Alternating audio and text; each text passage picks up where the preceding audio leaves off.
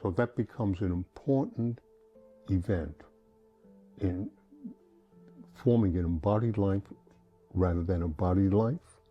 And that tells you the importance of having an understanding of this voluntary developmental process in forming an adult where there is no form for the adult. And what I mean by that, every adult is born with the intention at conception to be an adult, a mature adult, meaning a fully grown adult, and it has a self-reliant and a replicating function. But when you pass the replication process where you don't have children anymore, you go through menopause, male or female menopause, and your body begins to change and you lose body mass, and then people try to compensate for that. But actually we're in the arena where a second adult is forming. Yes, I'd like you to unfold that concept, the concept of a second adult, which I think is very important in your papers.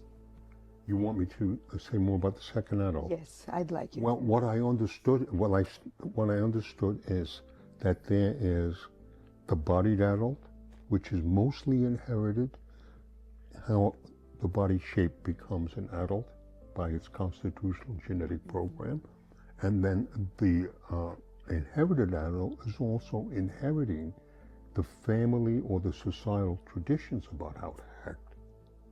So that becomes what I call the alpha adult, the first adult.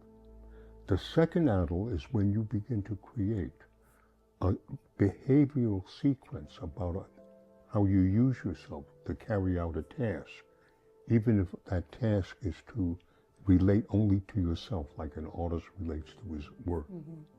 You begin to develop a personal adult, which is a second adult. And it mostly shows up when you pass the first adult phase, what I call the adult phase.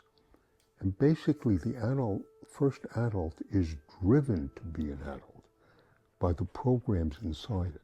Oh, that's interesting. And by its physicality, it overcomes obstacles. That it has enough physical energy to sort of muscle through situations. But as you get older and that there's a diminishing in the body structure, you have to voluntarily organize behavior to carry that out, to live an assertive life and live a personal life by how you use voluntary effort to manage to keep going over a long period of time. Not only as a thinking person, but mostly as an acting person. So you see a lot of people who are alive for a long time, but they can't act. There's a disconnection between the activity of their own brain and their ability to support the action. And I'm saying it is the action that supports the thinking, and if you don't pay attention to that, you don't have a second adult.